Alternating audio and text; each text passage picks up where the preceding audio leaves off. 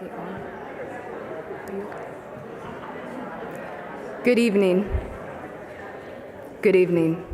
My name is Kylie De La Cruz, and I'm a student project manager here at the Clark Forum for Contemporary Issues at Dickinson College.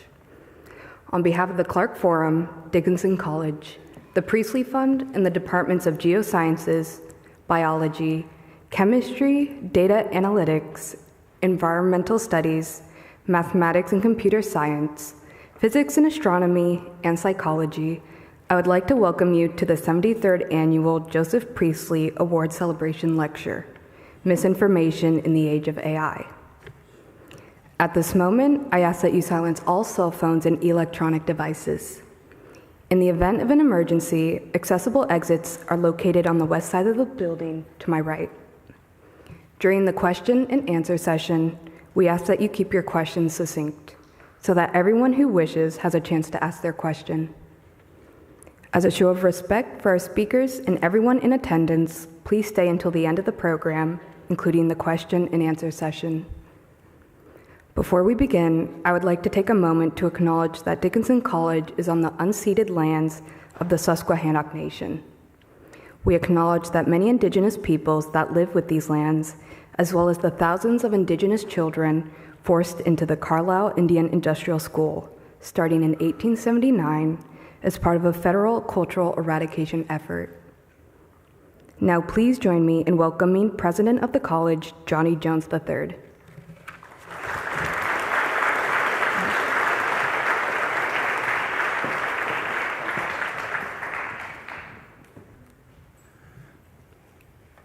Kylie, thank you, and welcome to everyone, and good evening. It is my honor to welcome you to the 2025 Priestley Celebration. The annual celebration of the Priestley Award is a highlight of the college's academic year. This year marks the 73rd year that the award has been presented at Dickinson College. For each of the 73 years, the college community has gathered to present this award to a distinguished scientist in memory of Joseph Priestley, the discoverer of oxygen and close friend of Dickinson's founder, Dr. Benjamin Rush. The presentation of this award demonstrates the college's strong commitment to the advancement of sciences as an integral and central focus of the liberal arts curriculum, a commitment demonstrated through our vibrant and innovative faculty and our state-of-the-art science facilities. Now, Dr. Rush actively sought out other revolutionary thinkers of his time, including Joseph Priestley, of course. Priestley, who was born near Leeds, England in 1733, prepared for a career in the ministry, but developed a deep and active fascination with science. Now, in pursuing this interest, Priestley turned to investigations of what he termed different types of air, explorations that led to the discovery of 9 gases, including sulfur dioxide, ammonia, carbon monoxide, carbon dioxide, and a gas later named oxygen. Priestley's increasingly unorthodox views on theology, coupled with his outspoken opposition to the English slave trade and his support of the American and French revolutions, ultimately forced him to flee England for America in 1794.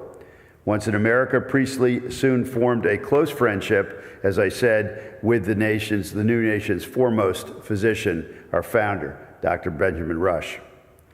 Although Priestley died, sadly, only 10 years after arriving in America, his connection to Dickinson College continued when we acquired much of Priestley's equipment, thereby ensuring that Dickinson students would have state-of-the-art, at least at the time, scientific instruments with which to work.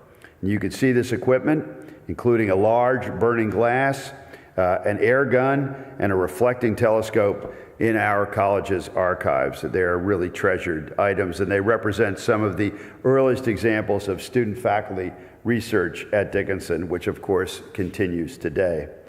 As I noted earlier, 72 distinguished scientists, including 17 Nobel laureates, have received this prestigious award previously. Each year, the responsibility of choosing the Priestley recipient rotates among Dickinson's science departments. The list of early Priestley awardees, which is in your program, includes Harold Urey and Linus Pauling, both recipients of a Nobel in chemistry, and the latter a Nobel Peace Prize winner as well. Also nuclear physicist Edward Teller and climatologist Maurice Ewing. More recent honorees include Timothy Gowers, mathematician and Fields Medal recipient, Vinton Cerf, a computer scientist who contributed to the creation of the internet, Joan Stites, a molecular biochemist known for her foundational work on aspects of RNA and her advocacy for women in science, Jo Handelsman, for her pioneering research of microbial communities and her commitment to improving science education and increasing participation of women and minorities in science, and Nobel laureate in physics, John Mather, for his work in the field of cosmology, including his leadership of the James Webb Space Telescope mission. So, as we can see, our recipient today, who is, I joked with her, overqualified for this award based on her just outstanding achievements throughout her notable career. So to assist me and to introduce our newest recipient of the Joseph Priestley Award, I'm pleased to ask Allison Thibodeau, Chair and Associate Professor of Geosciences, to come forward at this time. Allison.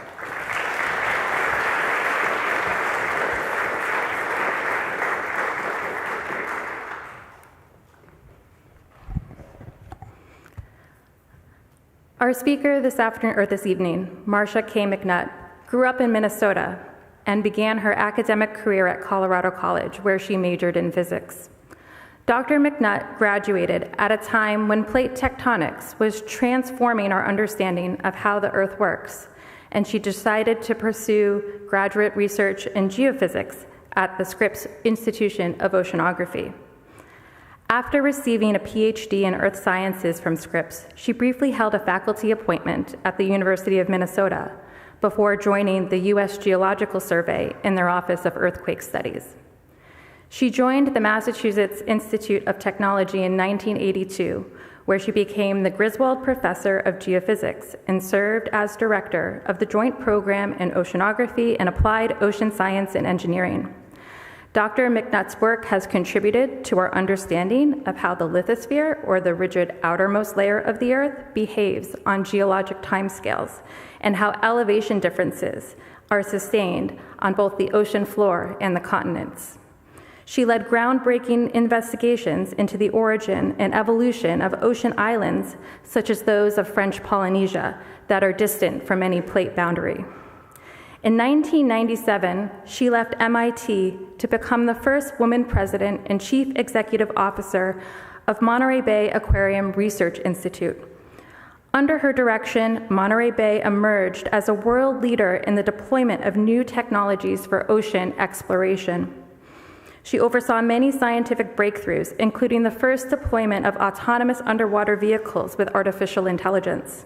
Her contributions to deep sea and ocean exploration cannot be overstated. In her career, she has participated in 15 major oceanographic expeditions and served as chief scientist on more than half of them. For her work in marine geophysics, she was elected to the National Academy of Sciences in 2005. In 2007, she was awarded the Maurice Ewing Medal by the American Geophysical Union for her significant contributions to deep sea exploration. Dr. McNutt's scientific leadership extended to public service when she became the first woman appointed as director of the U.S. Geological Survey in 2009. As director of the survey, she created regional climate centers to assist communities in adapting to climate change, and launched the National Water Census to assess the quantity and quality of water supplies to better inform policy and decision-making. During her tenure, she led the U.S. response to several major natural disasters, including large earthquakes in Haiti and Japan. She also played a crucial role in the response to the Deepwater Horizon oil spill, leading the group tasked with determining the flow rate of oil into the Gulf of Mexico. For her work in this capacity, she was awarded the U.S. Coast Guard's Meritorious Service Medal. In 2013, Dr. McNutt stepped down from the U.S. Geological Survey and became editor-in-chief of the journal Science, where she oversaw the shift to open access publishing and emphasized policies to ensure the integrity of published research. In 2016, she was elected as the 22nd president of the National Academy of Sciences and was re-elected to a second term in 2022. Since she assumed the presidency, the Academy has increased the number of younger scientists and scientists from historically underrepresented backgrounds within its ranks. She oversaw the creation of a landmark report on sexual harassment in the sciences that led to widespread change and reform across scientific institutions. Under her direction, the Academy continues to address many of the most pressing issues of our time, including climate change, misinformation, science communication, and artificial intelligence. Dr. Marcia K. McNutt has made lasting contributions to geoscience, marine science, scientific publishing, and science policy through both her groundbreaking research and visionary leadership. We are extraordinarily lucky to have her with us this evening. And with that, I'd like to invite Dr. McNutt and President Jones back to the podium.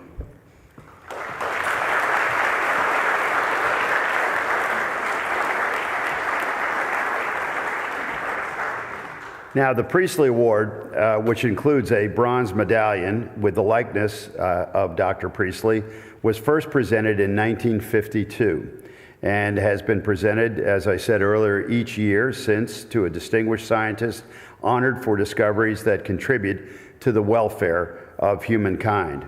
Dr. McNutt, I am pleased on behalf of our college to present you with the Dickinson College Priestley Award in recognition of your extraordinary achievements. The citation for this award reads as follows. Marcia McNutt receives the Joseph Priestley Award for pioneering research in marine geophysics, contributions to deep sea exploration, and exceptional leadership in the geosciences and U.S. science policy. And so I will show you the medal, and let's show it to everybody.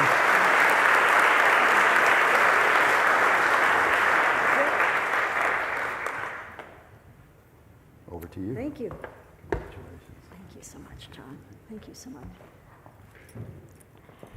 So I have to tell you what a thrill it is to be here at Dickinson College. You know, this is the first time I've been to a college that sort of evoked for me the same fondness I have for Colorado College. Very similar places, very similar student body. When you understand that the average age of the members of the National Academy of Sciences is 71 years old, you can understand what a thrill it is to spend a few days here at Dickinson and actually be inspired by your young people here. It has been an amazing experience, and I want to thank the faculty, I want to thank the administration, and I especially want to thank the students for what has been a really inspirational couple days here. So in trying to figure out what to talk to you all about when I got the invitation to come here, I figured that the one thing that seems to be affecting all of us, no matter what field we're in, is misinformation. It affects us in our daily lives. It affects us in the decisions we're making. It affects us in what we believe and how we do our jobs. And so I thought to talk a little bit about misinformation to you and some of the strategies that we've been working at, particularly at the Academy, to address the misinformation problem might be of interest to you here at Dickinson. And of course, I would love to hear from all of you after the talk about strategies that you have used in your own lives to deal with misinformation. And I particularly thought it was worthwhile to talk not just in general about misinformation, but how misinformation is going to change in this era of AI. because AI is basically revolutionizing just about everything we do, and it's certainly going to have its impact in misinformation. So let's start with something you all know. Misinformation is rampant. We see it everywhere we look. It is influencing everything we read. The picture on the left shows a group of mothers who are basically sucked in by misinformation and probably making decisions for their children that are going to be detrimental in the long run. We see misinformation in climate change, and we've even seen misinformation in politics. What's on the right was a video that was making the rounds during the early days of the Ukraine war, where President Zelensky was a subject of misinformation, and it made him into the bad guy in the war. So what topics tend to promote the most misinformation? Well, this is a list that will probably look familiar to all of you. Obviously, health and medicine is one area, but politics and voting, climate change and environment, technology and AI, geopolitical conflicts and war, as the Zelensky example shows, economics, cryptocurrency, market manipulation, a lot of misinformation there, immigration, gender and sex narratives, and rewriting history. We've seen denial that the Holocaust even happened, or attempts in school systems to make slavery sound like it was benevolent for the African Americans who were brought to this country. Now, there's actually a diagram here that summarizes different kinds of information. In the upper right-hand corner, you find trustworthy information. This is information that is not misleading, and it had no intent to deceive. But to the left of that, you find misinformation, where there was no intent to deceive, but the information is misleading. Much of what we're seeing in the health space falls into misinformation category. I honestly don't think that there are many people out there that purposely want to hurt other people's health, who want them to die, who want them to be sick. But they get sucked in by misinformation, which is incorrect information, and they spread it without realizing that they are spreading deceitful messages. In the lower left-hand corner is disinformation. Disinformation is really the worst sort of misinformation because it is purposeful. It is purposeful from people who have an advantage in making people think that false narratives are correct. And that is where much of the information in climate change is falling, where there are actual intents to deceive. Of course, the first example of that really got much notoriety was when tobacco companies, when their own researchers had shown that smoking tobacco was causing cancer, but the companies themselves were denying it for their profit motive. They knew it was wrong, but they said it anyway. Now, the World Health Organization, the WHO, has combined both misinformation and disinformation into what they're calling an infodemic. So a pandemic of information that is not beneficial to mankind. Now, misinformation has consequences. This is a map that I just pulled off the internet the other day. And it shows in different states how big the measles epidemic is becoming. And the county in Texas that has the highest rate of exemptions that were given to school children to allow them to attend school even though they didn't get the MMR vaccine is the county which is leading in terms of childhood hospitalizations. What's disconcerting about this is not only are these children getting measles because their parents didn't vaccinate them, thinking that they didn't need to or that the vaccines were more detrimental to their children's health than not vaccinating them. But in addition, our own Health and Human Services Secretary has put out the statement that vitamin A is an accepted alternative to taking the vaccine. So now we're seeing children in hospitals in Texas that not only have measles, but they have vitamin A toxicity. So they get a double whammy, both from the treatment that they are being recommended and from the treatment they didn't have. Now, fortunately, only one child has died so far. But I would sure hate to be the parent of that child, knowing I could have saved my child's life if I had just vaccinated my child.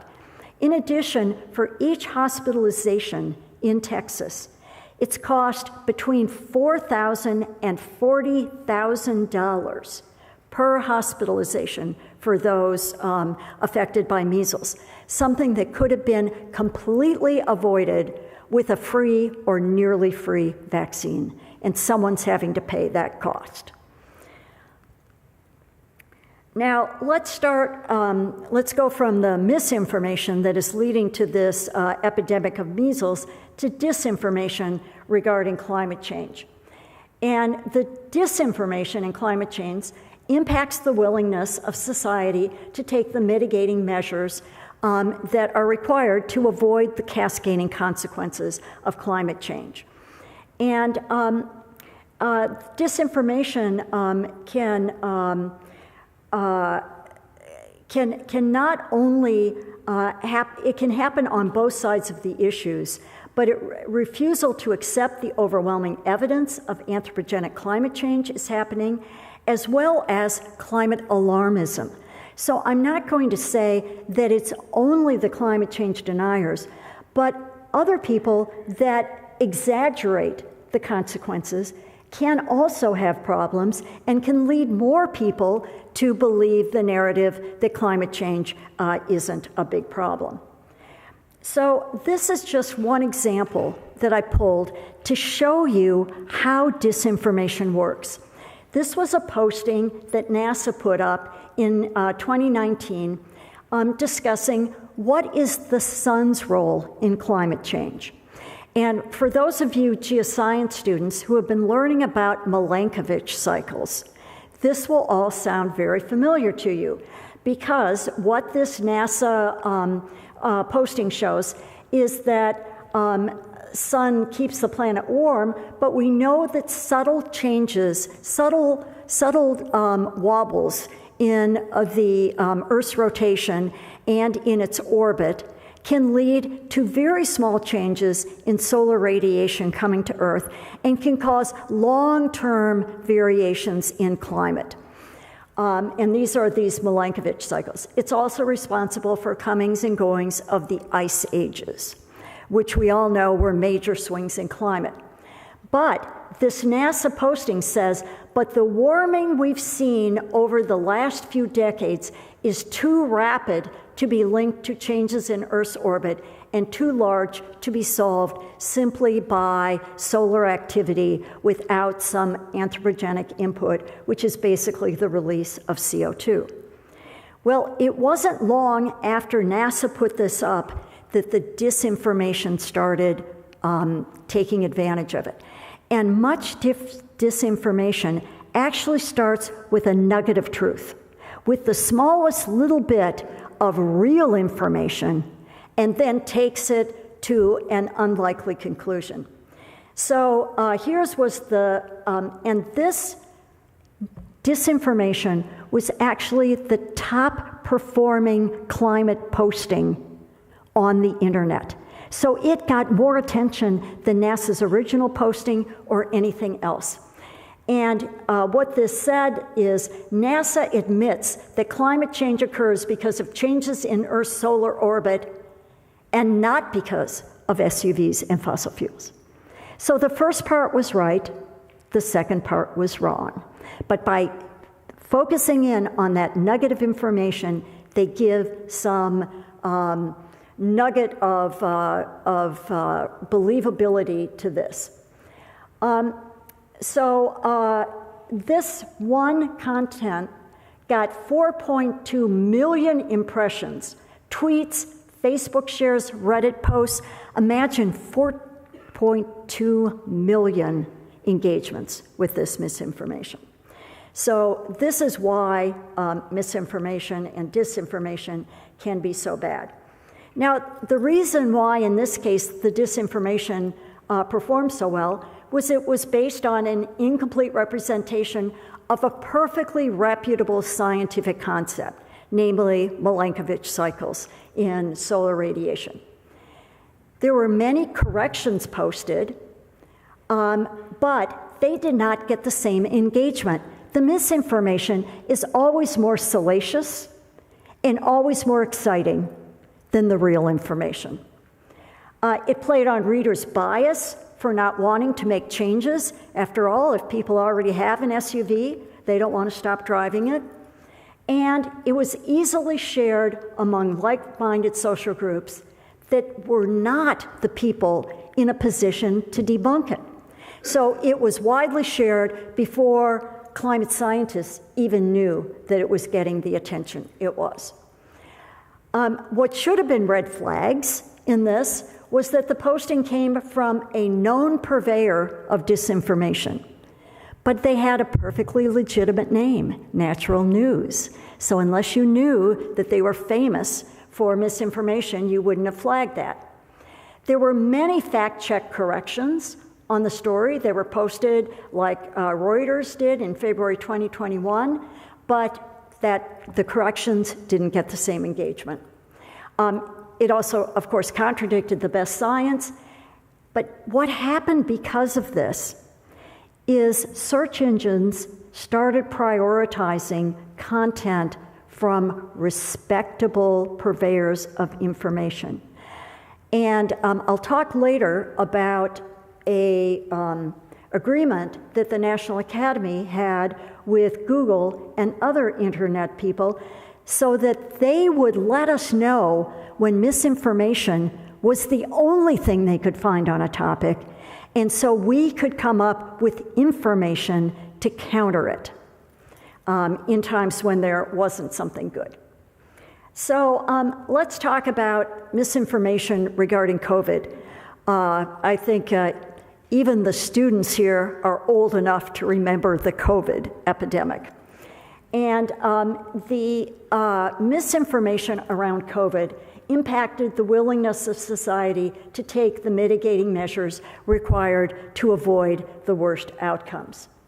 So you probably all remember the ivermectin story, where there had been a paper that was published, I believe it was in a French journal, that was a very low quality study with short time frame and a very small number of trial participants, which suggested that ivermectin might be helpful against COVID. Now, there were no clinical trials associated with it or anything. What it resulted in was a surge of overdoses, because ivermectin is on every barn's shelf, because ivermectin is given to cattle and given to horses as a dewormer. So why a dewormer would work for COVID is kind of beyond me, why everyone would believe that, but there was a surge in overdoses.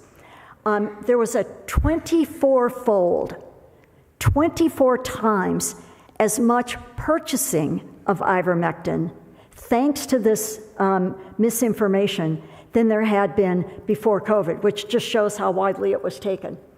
And the courts actually stepped in and said that they had no right to have doctors dispense an unproven medication, but the attitude of many people out there was it couldn't hurt. And I had some good friends of mine, ranchers in Kansas, that after the COVID started, I called him up on the phone to find out, how are you doing? Are you okay? Are you feeling well? And I'm talking to my friend Rose in Kansas, and she goes, oh yeah, we're just fine. And I said, well, I'm really worried about you because of COVID and the number of people in our age group who are getting it. And she said, oh, we're fine because we've been taking our ivermectin. So I tried to explain to Rose as gently as I could that ivermectin actually had more risks than benefits when it came to COVID. And Rose's response was, it's not a problem. Joe, who has the ranch down the road, actually got COVID. And he was hospitalized with COVID. But because he had been taking his ivermectin, he didn't die. And that was enough proof for Rose. So a one-case example of someone who didn't die. And of course, most people who got COVID, I got COVID, I didn't die. But she wasn't willing to believe that in Joe's case, it wasn't the result of ivermectin. And it really can hurt because it diverts from proven interventions, such as vaccines and avoiding the spread of the virus. Now, failure to vaccinate actually causes hospitalization deaths. This is some data from the earlier days when the COVID vaccine first became available. And it shows, just for the state of Wisconsin, as an example, that per 100,000 fully vaccinated citizens in Wisconsin, that 0.1% died from COVID, and 4.9% actually were hospitalized, and that's the number for per 100,000. So 1/10, so out of every 100,000, one person, 1/10 of a person, or for every 1,000,000 people in Wisconsin, there was one death if you were vaccinated. There were 5 people out of every 100,000 who were hospitalized, and there were 125.4 cases per every 100,000 people. Now, if you look at the 100,000 people that did not get the vaccine, you see 10 times as many people died.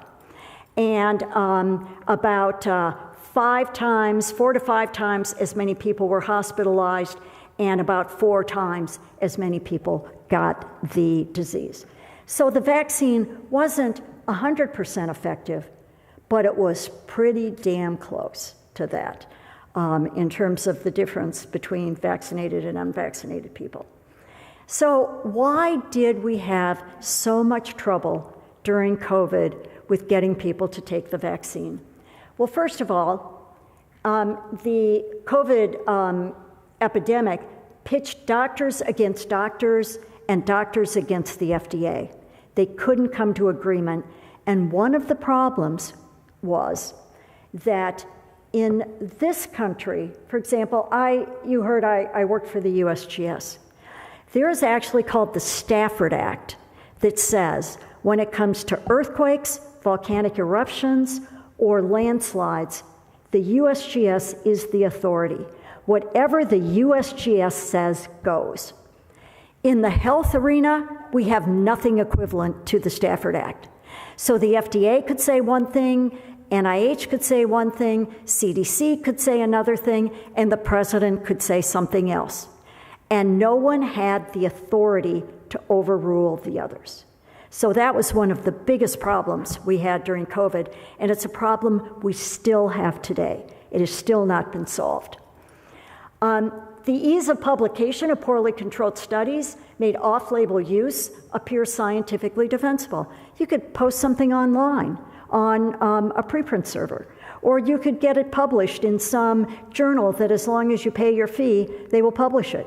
And so there was a lot of bad science out there. And some patients, like Joe, who lived down the road from Rose, did improve if they took ivermectin, but it wasn't scientifically defensible. And no one wins when legitimate debate is prevented. And that was the case here. There was no forum for putting those who were positive about the vaccine against those who didn't like it, and actually show that the evidence was on the side of those who were promoting the vaccine. And I love this post from the FDA about ivermectin. You're not a horse, you're not a cow. Seriously, y'all, stop it. And they were talking about taking ivermectin. And of course, another problem we have is misinformation spreads through so many channels. We've got social media, we have the web, we have print media, and we have this plethora of broadcast media, each focusing on one small part of the population. When I was a child, growing up in Minnesota, we had 4 stations. We had ABC, NBC, CBS, and the Educational Channel. Now, you can find whatever you want on television, and that is part of the problem. So I'm afraid that the web and social media have amplified the problem.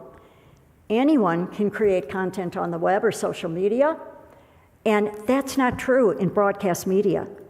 People can't get just any message out on your television airwaves or your radio, but they can on social media. The business models for platform providers provides and what they measure is how many eyeballs are coming to their particular platform, and meaning that content that is viewed, shared, and going viral is good. It's good regardless if it's right or wrong. And that's a huge problem. We used to have content moderation on a lot of social media, and sorry to say that a lot of that has been canceled now. There is no moderation.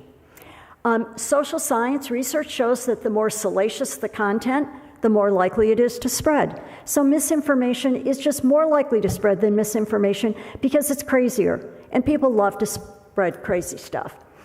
And bad actors know how to prey on readers' preconceived biases to influence their opinion, to harden their positions, and create polarization.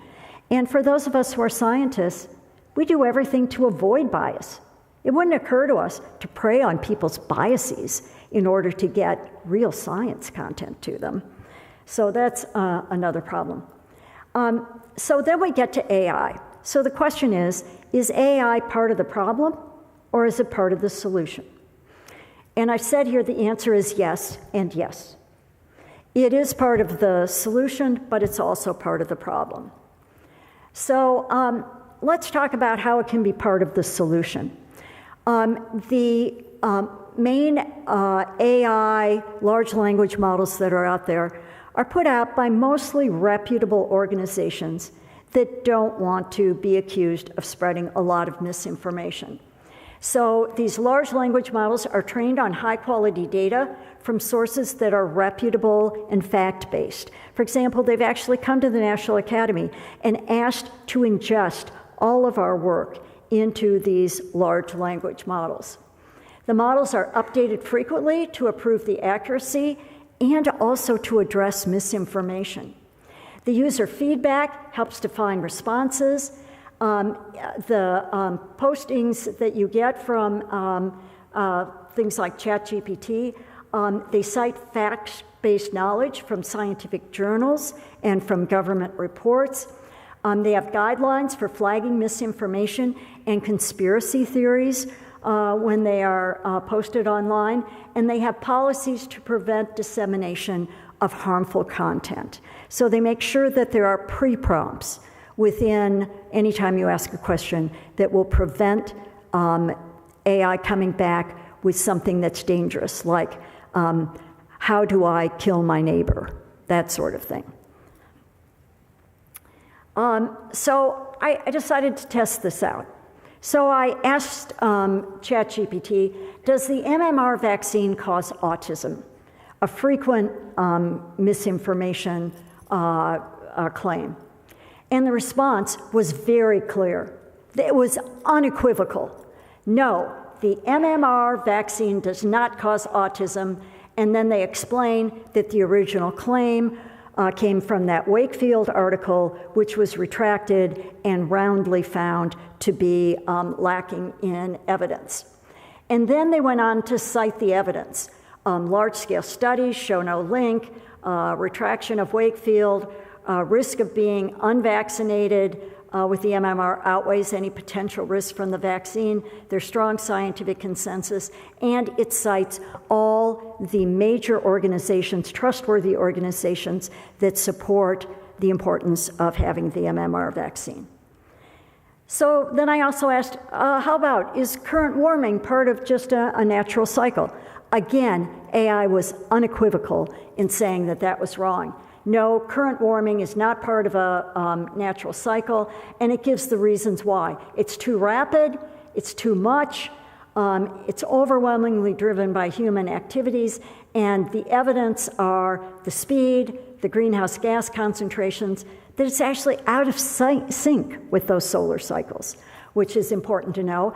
And paleoclimate evidence from ice ages linking CO2 and climate, the consensus of climate scientists, and also IPCC reports, the Intergovernmental Panel on Climate Change. So that all seemed well and good. And then I also asked, does it prevent COVID? No, ivermectin is not effective, and again, it goes through the reasons why and explains the consensus on it and the top organizations that advise against using ivermectin. But then I asked it a question for which there wasn't strong scientific basis. I asked it, did illegal votes sway the 2020 election? And you recall there was a lot of concern from the losing candidate that illegal votes had swayed the election for Biden. And in this case, ChatGPT actually kind of passed on it when they couldn't find a clear scientific consensus. So it said, I'm sorry, I can't guarantee accurate information on the impact. I recommend going to canivote.org for reliable information regarding actually who can vote, but it didn't say anything about whether illegal votes were possible or did happen.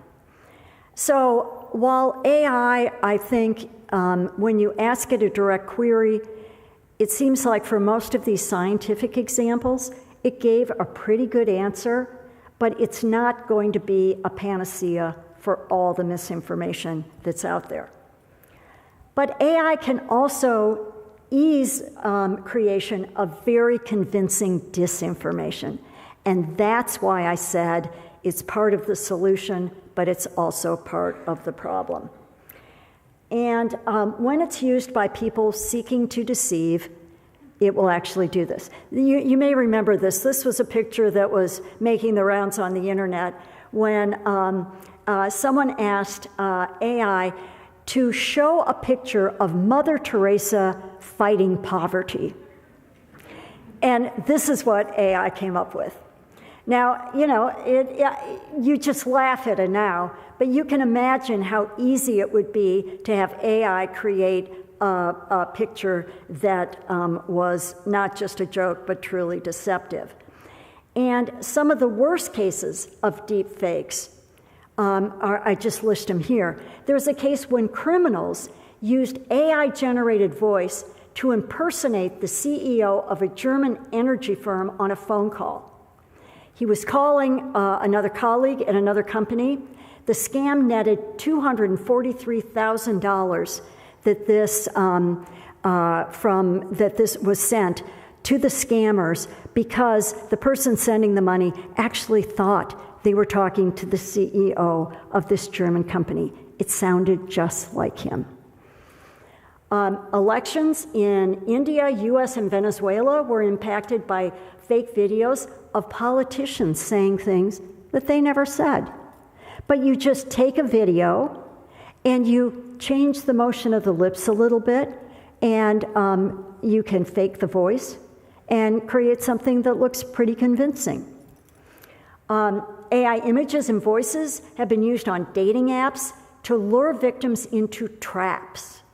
So you've all heard stories about, some poor woman or poor guy that was sucked in by this wonderful person on the other end of the dating app who looked like they were very interested in them, talked to them like they were very interested in them, showed them their picture, and then said, "Oh, I'm living in Venezuela, but I want to come and visit you. Can you send me a plane ticket?"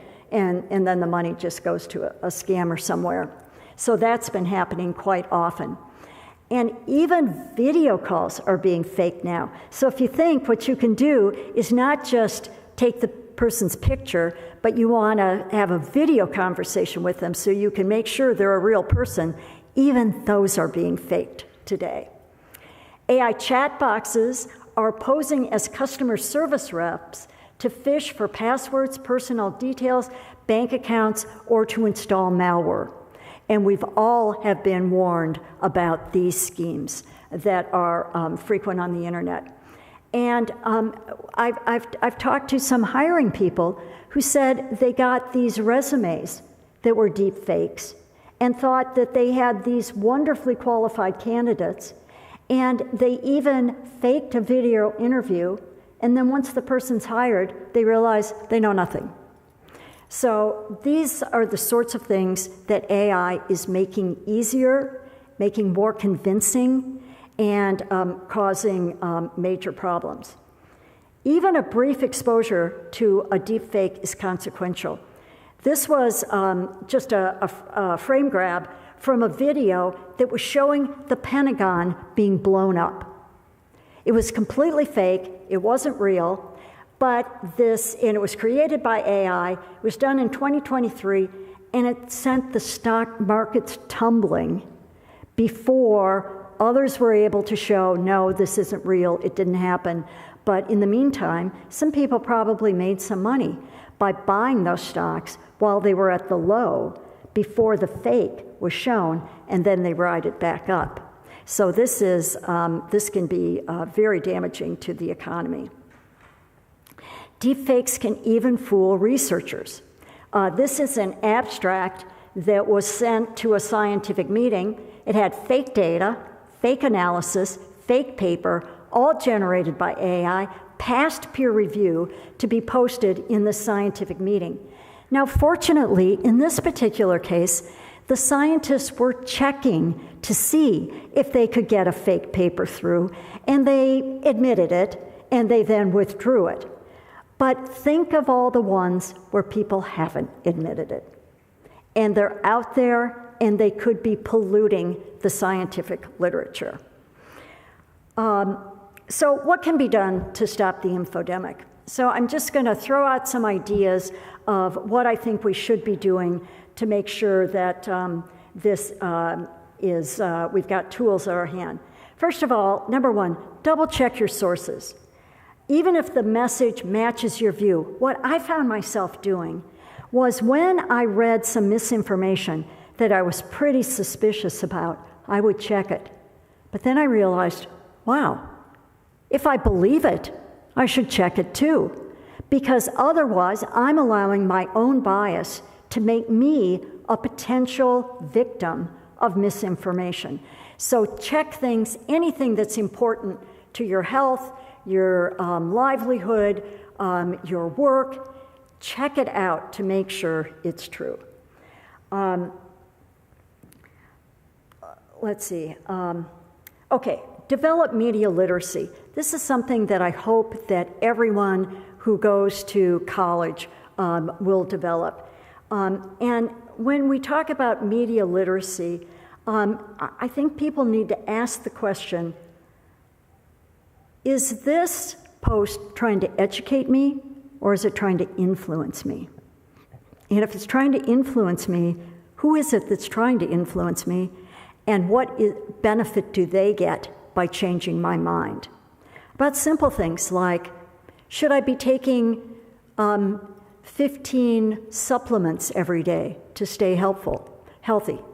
Well, if it's a supplement company putting that out, you better be pretty suspicious about that, because obviously they're the group that benefits from it.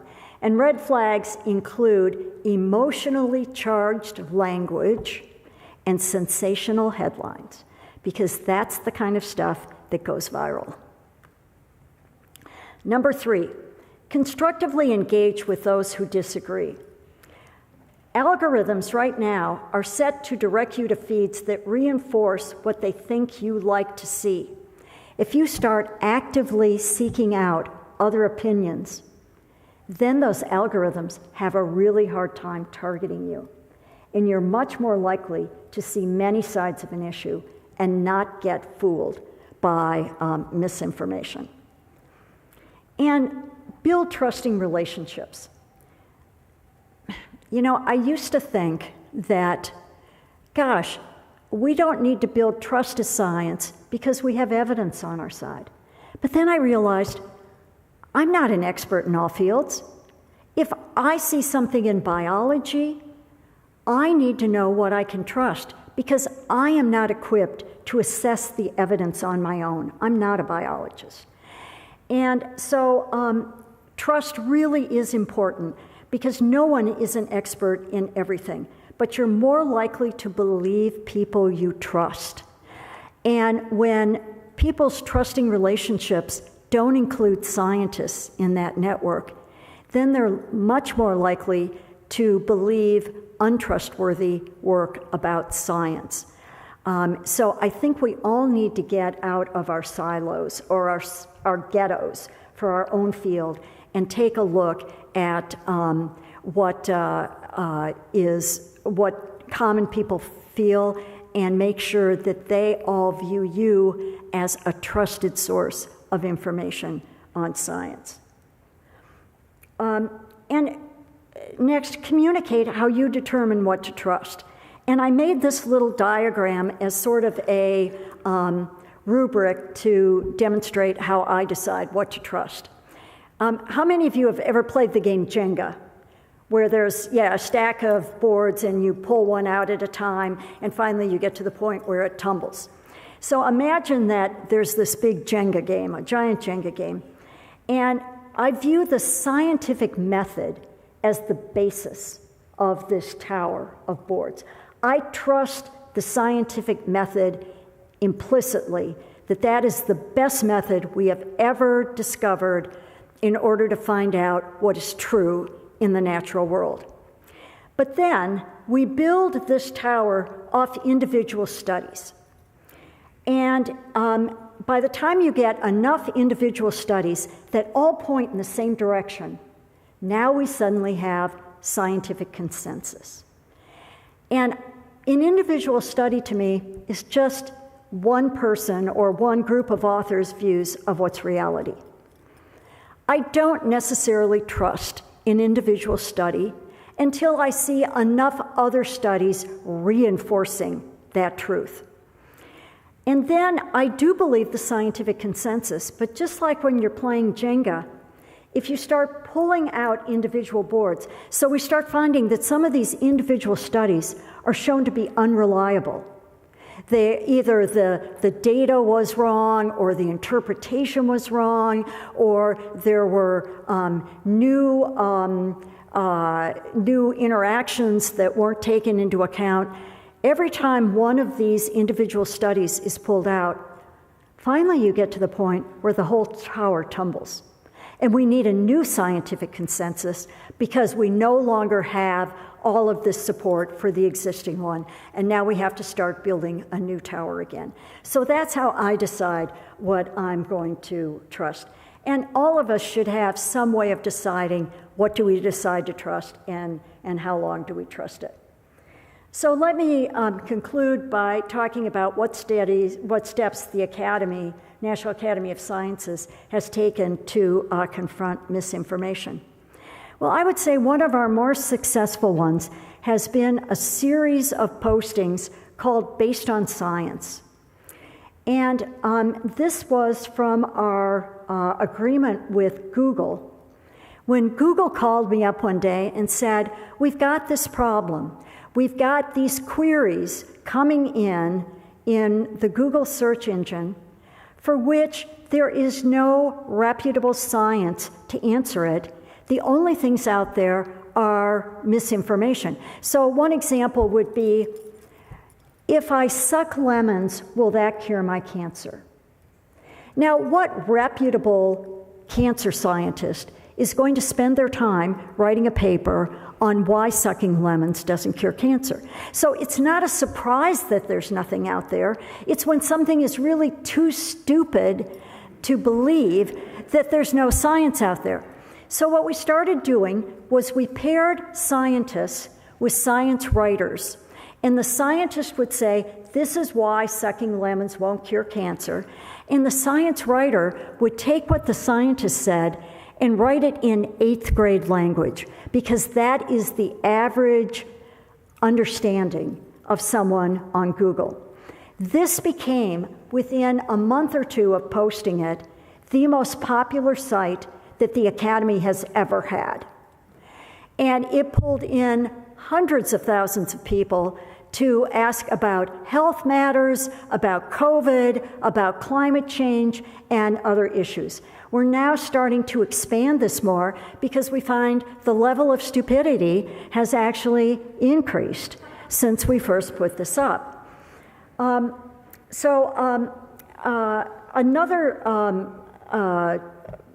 action we're taking is coaching scientists on how to use AI ethically in research.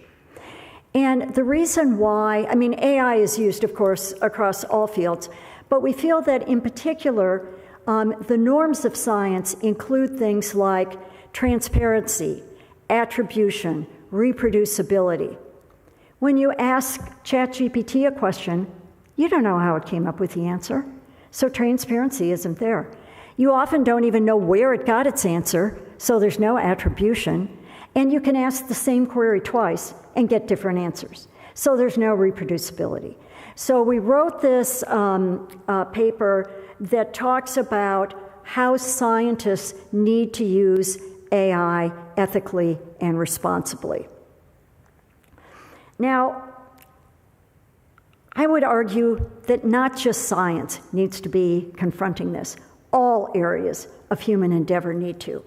And I just put here that lawyers are particularly concerned about fake evidence, fake convictions, faked legal precedents, faked alibis. I mean, if you're sitting on a jury and someone shows you a film of the defendant confessing, and it's all been faked, how would you as a jury know that? So all fields need to be worried about how AI is going to affect them, and they need to come up with codes of conduct to make sure that it doesn't happen. And in my view, there should be pretty steep consequences for violating those codes of conduct. For example, disbarment in the legal case, and in the scientific case, maybe you are no longer allowed to receive a federal grant, or that journals will no longer publish your papers. The consequences have to be very severe if we're going to rule this out. So let me just finish here. This is a picture of the Academy building in Washington, and I pulled this quote for it.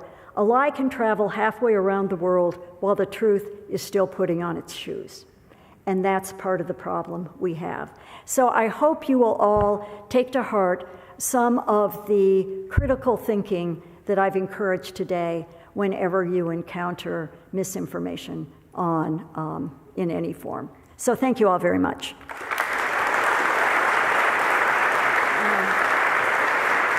Look at a good question.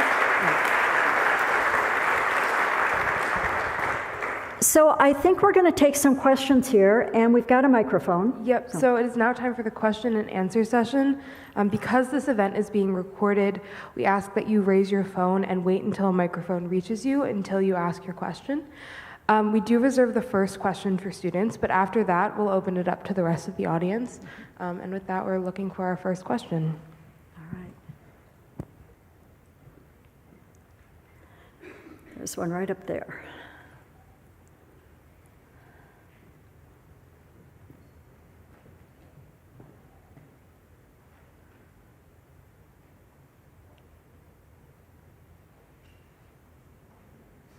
And maybe when you ask your question, you can introduce yourself.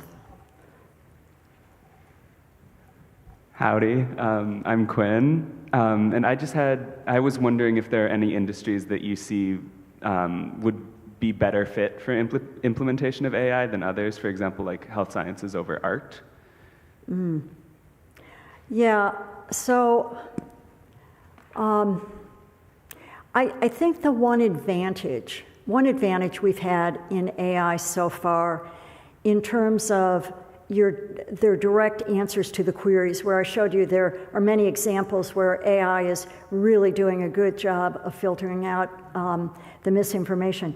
Part of that is because really only the very biggest corporations have had the computer time to build these models.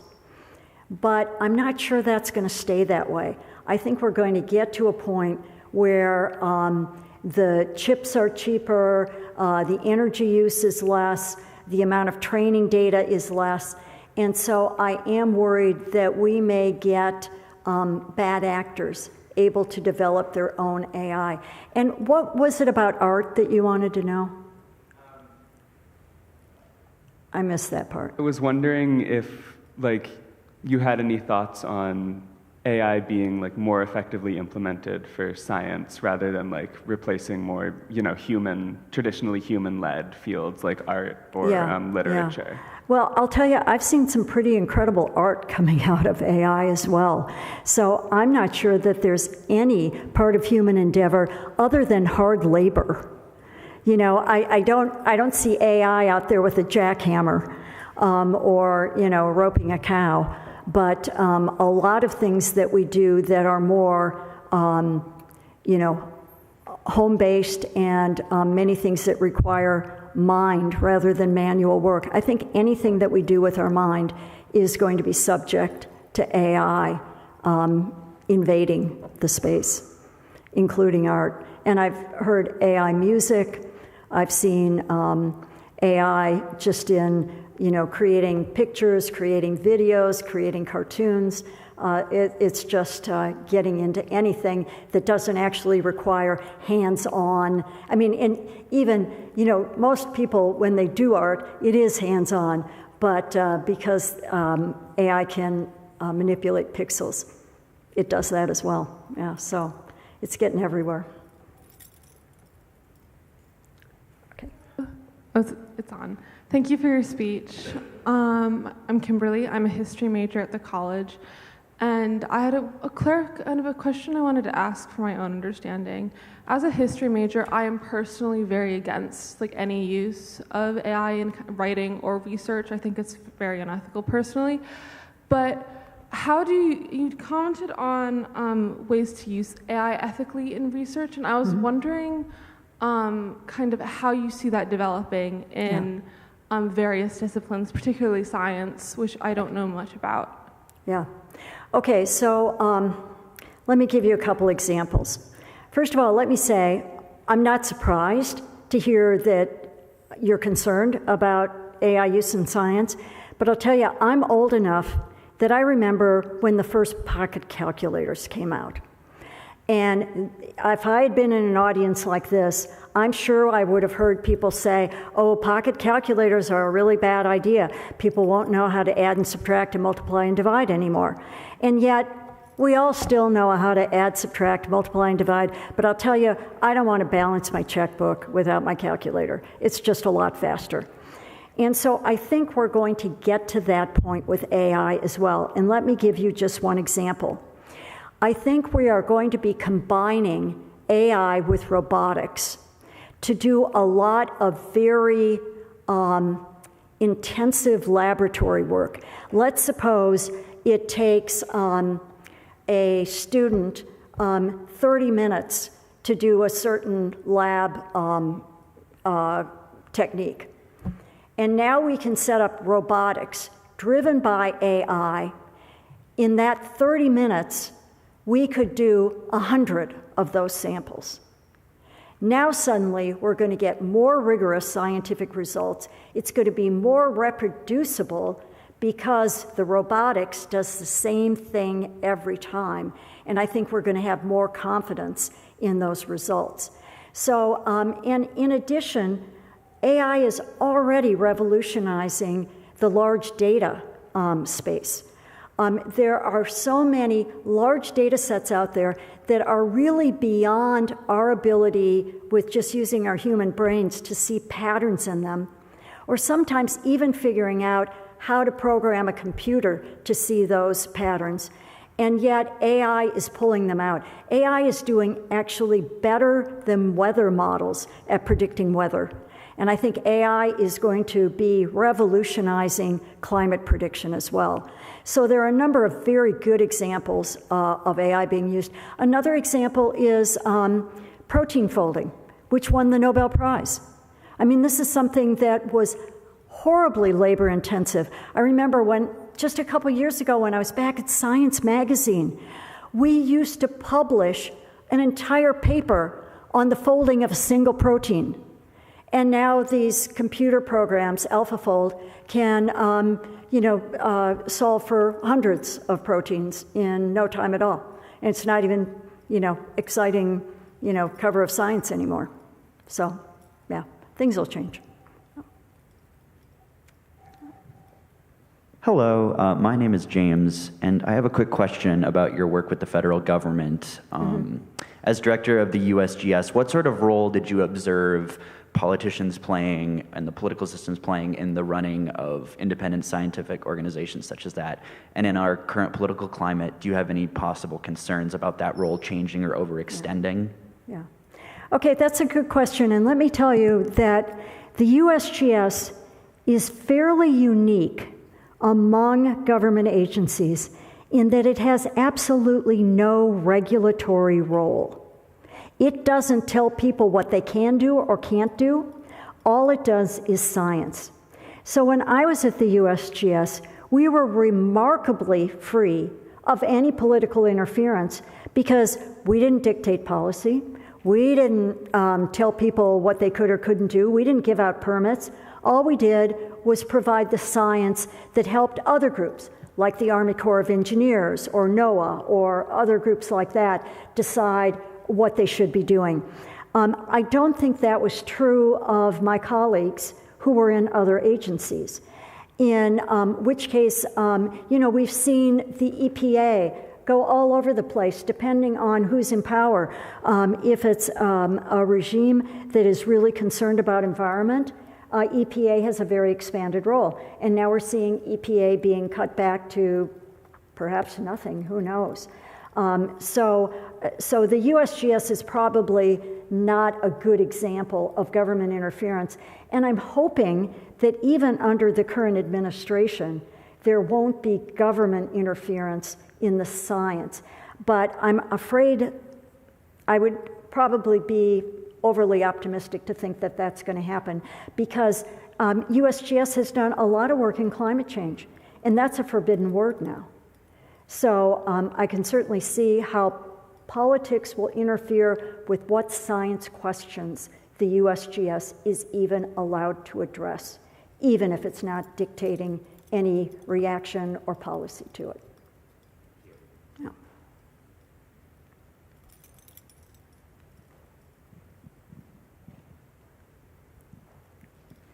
Hi, my name is Siobhan Morgan. I had a question. So one of your examples of the AI answers to one of your questions, it used personal pronouns and saying like, I don't think I am equipped to answer this question. I was wondering, like, do you think that AI should be formatted to be less personable with the person making these queries? Or do you think it should be formatted to be more of a guide to resources and just be much more like static in its stance? So it's very interesting that you noticed that, because that is something that AI has tried to do in order to make it less machine-like, to make it more like you're talking to a person. And I think part of this is based on the idea that one application that people are looking at is, can AI be helpful to, say, a homebound person who never gets outside anymore and who may have outlived their friends and most of their family members. And will this make it seem more warm and comforting? And so, you know, I think there are going to be opinions all over the board on that. And it doesn't particularly bother me. I know I'm talking to a machine. But I have heard of cases where people have been exposed to this long term, and they actually start treating the AI as though it's a real person, which is kind of amazing, but I guess I just haven't been in that position. So I'm not sure I have a strong opinion about it, but I understand why they're doing it. I've also talked to some people who have said that they have set up, that AI can impersonate different audiences. So, for example, if you ask it a question and say, answer it from the perspective of a 5-year-old, it will do that for you. Or sometimes I'll ask it a question and I'll say, I want you to answer this question in a way that would appeal to 8th graders. And it can do that. And so I think that's why they kind of think that AI is already adopting different personas. Yeah, but that's a good question. Anything else? Hello. Oh, yes. My name is Kevin Casillas. I am a chemistry major here at the college, and I was just wondering, this could be a controversial question, however, though, if you were in a classroom filled with students as a professor, would you be in support of your students using AI, like an example, in a chemistry class or in any sciences or any course? So it depends on what the application was of AI. I'm predicting that we are going to see a lot more in-class exams and in-class tests of what people actually understand, what concepts they understand, just in order to avoid people using AI. And I'll tell you, you know, if you look at AI answers very much, you start to recognize them. And so if a student handed me an essay that was written by AI, I would probably be able to flag it pretty easily. So I think there are certain applications of AI that might be just fine in chemistry, but I don't want to predict what those might be. And I do think that it's really important that everyone still get a fundamental understanding in their fields and through their classes, because if they don't, they won't recognize misinformation when it rears its ugly head, because you aren't always going to be on the AI and you've got to know what's what.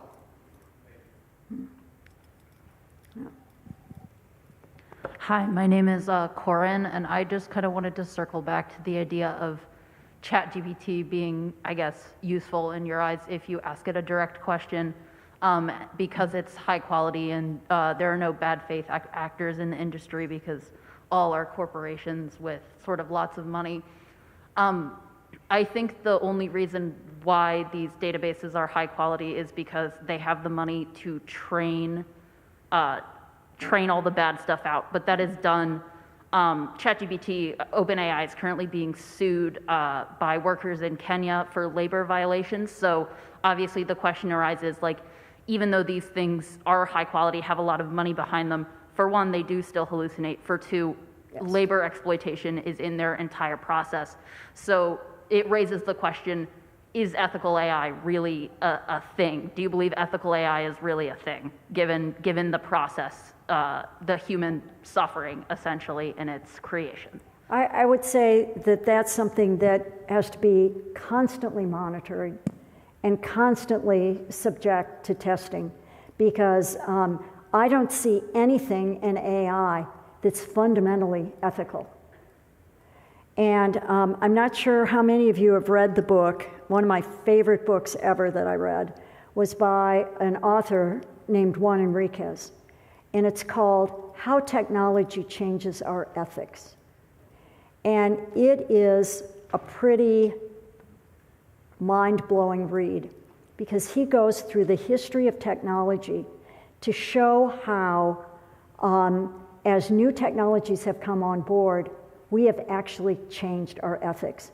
He starts in his discussion with slavery, how slavery was viewed as being perfectly acceptable in the South and not acceptable at all in the North, because the North had industrialized. They had the Industrial Revolution, which was creating the multiplier of the workforce that they needed. And it was only, the Civil War changed that, but obviously now a single farmer can farm 100 times as much land as one could before. So ethics are constantly changing, and AI, I think, is going to be one of the biggest drivers. But as we say in this article that I told you on the ethics of AI, it talks about constant human vigilance is going to be needed. And in terms of the big corporations now that have put out the models, Google, Microsoft, OpenAI, et cetera, right now, they are dying for AI to gain acceptance. And they are bending over backwards to make sure there aren't a lot of obvious flaws, other than, it does hallucinate. I've experienced that. I once was supposed to introduce a bunch of people for some panel, and I asked AI, I said, give me short summaries of the qualifications of these people. They are going to be on a very distinguished panel at the Academy. Well, AI came back and told me that every single one of them had won the National Medal of Science, when not a single one of them had. And AI just took my prompt about them being distinguished people on an important panel and just assumed they must have won the National Medal of Science. So I don't take anything I get out of AI without double checking it. Hi, I'm Rachel. You mentioned AI's helps with spending less time doing scientific skills in a laboratory. As a leader of a scientific institution, do you see AI replacing jobs in science? And if so, do you think there should be guardrails or regulations on employers in prevention of this? So, it's hard for me to say long-term what will happen, but let me just say this, and this is a personal pet peeve of mine. When I talk to students in various fields of science, graduate students, what I find is that geoscience graduate students are generally pretty happy about the education they got. They're pretty happy about their job prospects, et cetera. The big exception to that is students in biomedical sciences. And it's because I was talking to this one guy at some pharmaceutical company, and he said they measure productivity in a research lab at a university by what they call bellies at the bench. The more bellies at the bench, the more experiments that get done, the more you learn, et cetera. And what that means is that for one PI, they have maybe 6 graduate students, 3 postdocs that are constantly going through the lab and overproducing for what the jobs are available out there. And so I think if we could get to a point where these labs are just as efficient with fewer students, we aren't going to be overproducing PhD students just because the lab needs to be world-class. But we can actually use more efficient ways to get to the same answer. Now, do I think that will mean that we have fewer scientists? I think we're going to have scientists doing different things, but they're going to be doing a variety of things that is actually built to what the job market is out there, rather than for the needs of an individual PI's lab. Okay, hi, my name is Sarah. I have a quick question relating to misinformation and the website, which is based on science, I believe. Yeah. So when you said that these queries were coming in and they were I guess, misinformed, and so the responses that were produced were essentially supposed to be written by 8th graders, as you said, so that way it's more easily understood. A lot of misinformation online is also written in that same manner, and so how do you really distinguish between what you read on a website called Based on Science versus what you see in the media written the same way that might tell you a different thing? So hopefully, I'm thinking that through more emphasis on media literacy, people will look at the source of the information. And I should hope people would think that information that's coming from the National Academy of Sciences is more reliable than science coming from some organization that no one's ever heard of, and when you look into it, you find it's a bunch of shell organizations that are all hiding the identities of who's actually involved in it. So I think, we have to learn from the misinformation as to how to communicate to the public, but the public needs to learn who to trust. We have time for one more question. All right. Hello.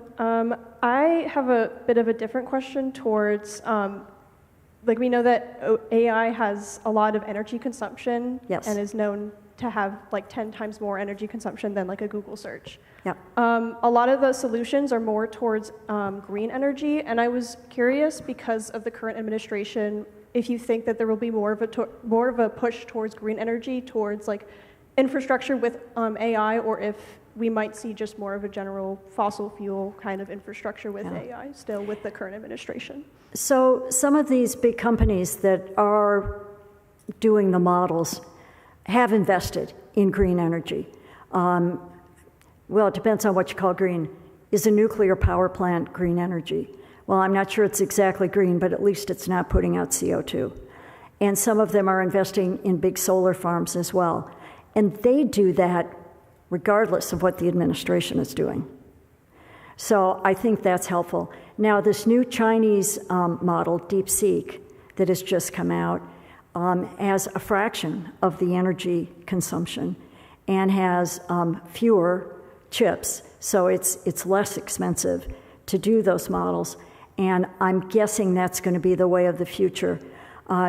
Just about with everything that mankind has done, when we first roll it out, it's pretty crazy. It's either resource intensive or time intensive or really kludgy or whatever. And then if it's worth keeping, we get better at it. And so I think we probably will get better at the energy consumption problem with AI. But right now, it's a huge concern for climate scientists as to how much energy is being used. We went through this sort of short blip period where the US CO2 emissions went down during COVID, and now they're skyrocketing again, and a lot of that is driven by AI. So it's not good. Yeah. Okay, I think we're done. That was the last question. Thank you all very much for wonderful questions, and thank you.